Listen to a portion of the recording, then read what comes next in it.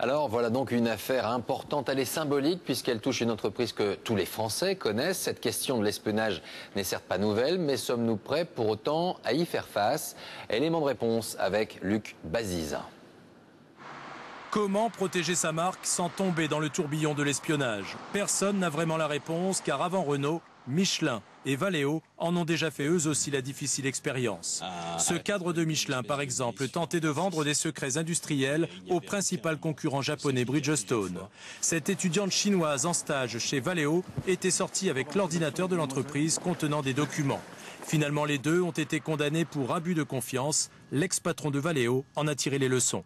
Ça nous a poussé, nous, à renforcer encore plus nos procédures internes et à lancer des signaux d'alerte dans l'ensemble de nos laboratoires et centres de recherche pour nous assurer que de tels événements ne risquaient pas d'impacter l'entreprise.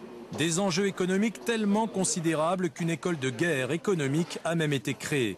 On enseigne aux étudiants comment ne pas tomber dans les pièges les plus simples. Le professeur nous raconte par exemple la visite d'une délégation japonaise dans une entreprise française de pétrochimie.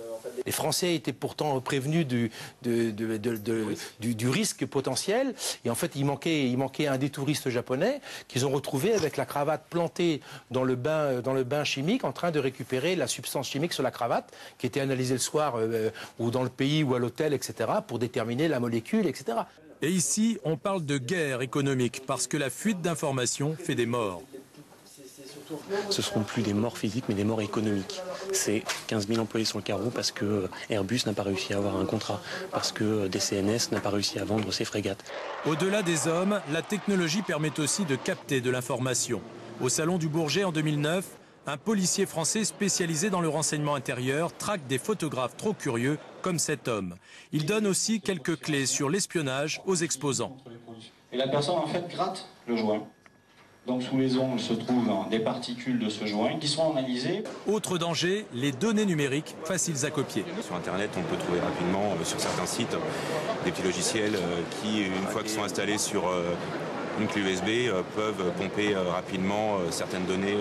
Déjà dans les années 70, la fierté franco-britannique, le Concorde, était copié pièce par pièce par les soviétiques avec le Tupolev qui passait 2 mois avant le supersonique européen, le mur du son.